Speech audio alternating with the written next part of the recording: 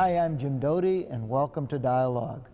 We have an interesting guest, an independent researcher, who's going to be talking about a fascinating subject. He just wrote the book, Free to Choose Medicine: How Faster Access to New Drugs Would Save Countless Lives and End Needless Suffering. And his name is Bartley Madden. Have you had any friends or yourself where access to drugs led to problems, issues? Well, I think he's doing very important work because, yes, I have known a few people who were seeking treatment and alternative treatments for cancers and had to go, various forms of cancers, and have had to go to places like Canada, Mexico, some places in Europe, because they felt that that was the treatment they were looking for was better there. Yeah. Well, we have Bartley Madden with us, who's going to be an expert in this area now, and there's a lot of buzz, Bart, about your new book, and interestingly enough, a lot of buzz in the halls of government. But before we get into your solution or proposed solution, do you think, obviously you think there's a problem. What's the extent of the problem? Well, basically, America needs better drugs sooner at lower cost. The reason we don't have that is because the FDA continually demands ever more expensive and extensive clinical trial testing. Meanwhile, people are suffering and dying because they are denied timely access to the most innovative new drugs.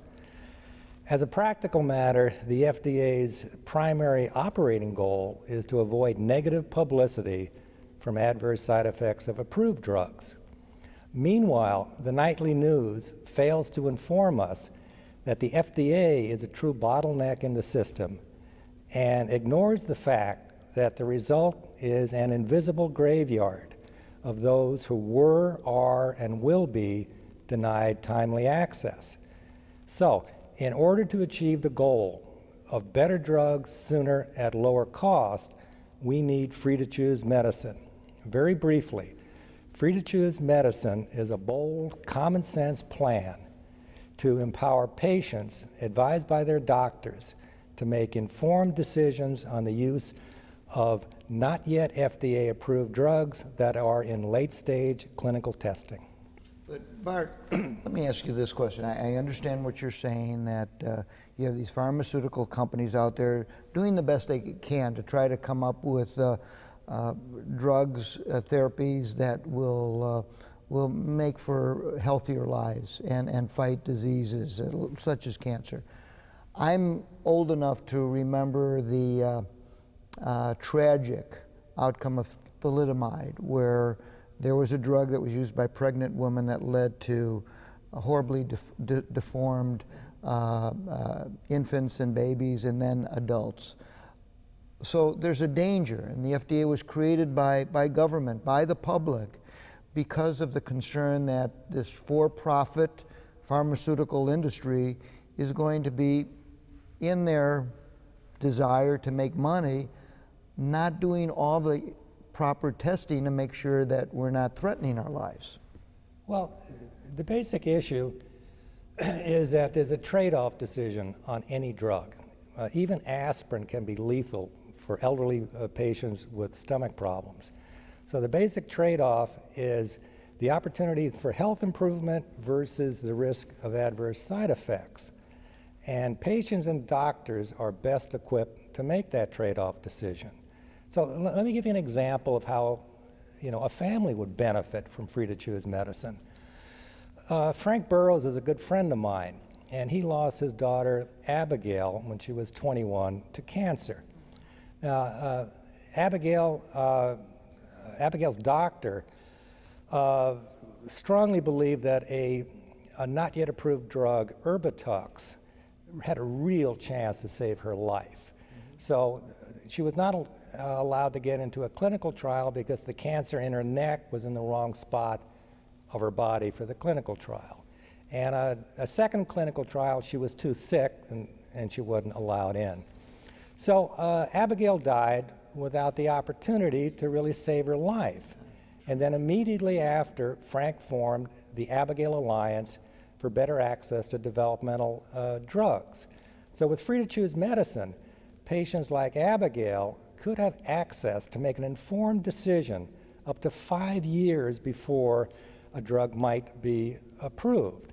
Now, there is an important point that FDA proponents will say that we and our doctors are not smart enough to make those kinds of decisions.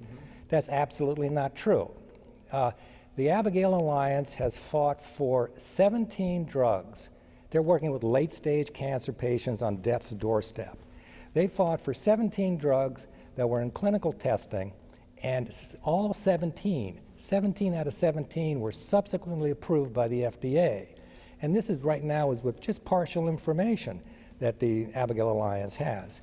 So the idea that we're not smart enough just doesn't hold water. How would the free-to-choose medicine work in the case of Abigail? What would she have to sign over? Because obviously she would be taking a risk in taking Erbitux.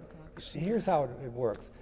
Right now, for a drug to get approved in the U.S., the process is you go through phase 1 safety tests, then you go into phase 2 clinical testing, then randomized controlled trials, phase 3, and then a new drug application. Okay. And over what period of takes years? Approximately 10 years. And when you include the cost of failed drugs, it costs a drug developer about $1 billion to get an approved drug. So there should be no mystery as to why we have sky-high prescription drug prices. Like recently, Pfizer's recent cholesterol-reducing drug that they thought would be innovative, that would be the successor to Lipitor, and billions of dollars invested all down the drain. Right. So free-to-choose medicine brings consumer choice and competition to the process. And here's how it would work. In late-stage clinical testing, a drug developer could elect to put a drug on what I call a free-to-choose track.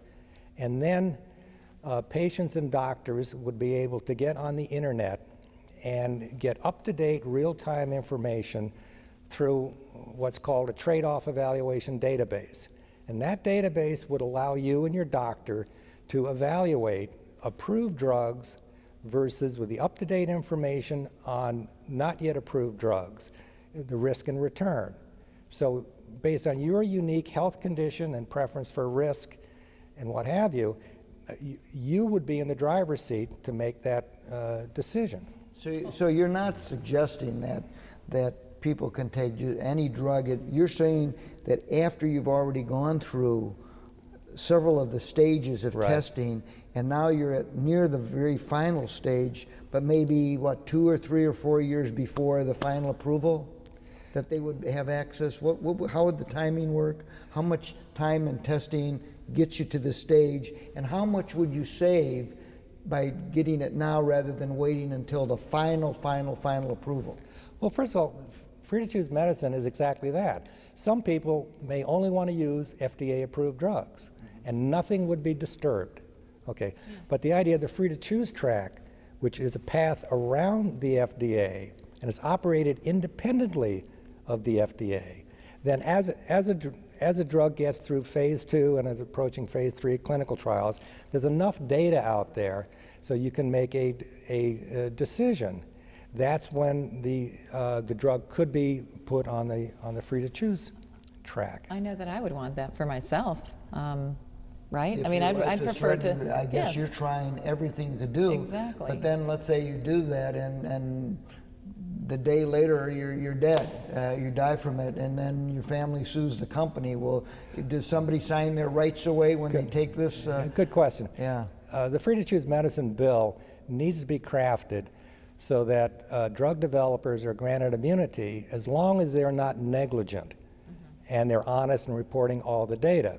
And so that it gets back into having a responsible contract that the patient and the drug developer, that the patient signs on to getting an opportunity for health improvement not otherwise available, and has all the up-to-date information to make that call on, is it worth doing? Yeah, would this be beyond, let's say, laboratory testing of mice? Would there have to be, when you said that a patient and a doctor would go online, would they be examining human trials, or could they get a drug as early as laboratory testing? Yeah, well, the trade-off evaluation database would be a treasure trove of information that doctors would input treatment results for patients, including genetic makeup and biomarker information.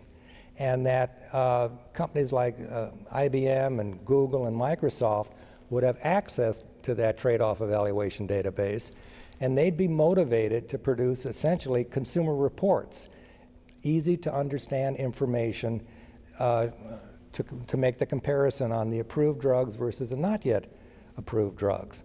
And it would be a market system for a very serious illness. If there's a drug that is showing decidedly better results than an approved drug, what would happen? Usage would skyrocket. It'd be all volunteers.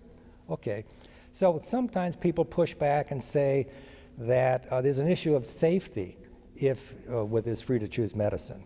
And that's really not true. If you think about it, a drug that finally gets FDA approval, if it has gone through free-to-choose track usage with a large number of users, that shows the opportunity for adverse side effects from certain medical conditions which would not show up normally in clinical trials. So you would actually have a better safety profile for an approved drug. It sounds like it. Where do the pharmaceutical companies stand in all of this? Well, we're about to find out. We're just in the early stages. But let me finish up on the safety issue, because I hear this a lot. John Stossel had a program earlier this year, and he had Dr. Alan Chow on his program. Dr. Chow has invented an ingenious retinal implant. And he got through phase 2 testing, and then he wasn't able to get investor funding for phase 3 because the patient population was too small to commercialize this. So they had a mayor of a New Jersey town on the show, and the issue was FDA and drug safety. And he looked in the camera and he said, oh, by the way, he has degenerative eye disease, this mayor. He looks in the camera and he says, what's so safe about going blind? I want to sit down with Dr. Chow and make my own decision on what's best for me. So if you were in his position, would you not want free-to-choose medicine? Right. Well, so the next step is to pass legislation to get this. Right. First of all, it's public awareness that we just don't have to sit still for this regulatory straitjacket where the FDA assumes everyone is equally risk averse and that we're not smart enough to make our own decisions. Right. And the people have to be aware that there is something that they can do. When I see the words free to choose before medicine, I'm reminded of my mentor and teacher, Milton Friedman, who wrote the classic with Rose Friedman, Free to Choose. So what you're really advocating is a libertarian solution to this, not unlike the Friedman's proposal that voucher systems be a way for families to choose where their sons and daughters get educated. Right. But I know how difficult and the minefields involved in translating a freedom market or libertarian approach to a nation where there is an idea that we need government, big brother, to watch over us and protect us. And I would imagine that's the challenge that supporters of this view would have to confront and change. And so I'm going to, again, as Kristina said, how do you get, this would be federal legislation, how do you get a Senate and a House to adopt something like this? And do you think is this a pipe dream, or do you see that legislation can indeed be enacted to make this possible? I think when you sit down and just go through the basic problem and the argument, it is a doable political situation. By the way, right now in this country, we have off-label drug use. Universally, doctors agree, patients are better off from off-label drug use. So here we have a situation, right, with it, where it's very similar to free-to-choose medicine, where doctors with deep knowledge of their patient's health condition and needs, They prescribe medicine which has not been approved for that particular use. And patients obviously benefit from that. And it's an unregulated environment. Doctors exchange information about what works and what doesn't work. This is identical, hand-in-glove fit for free-to-choose medicine. So why don't we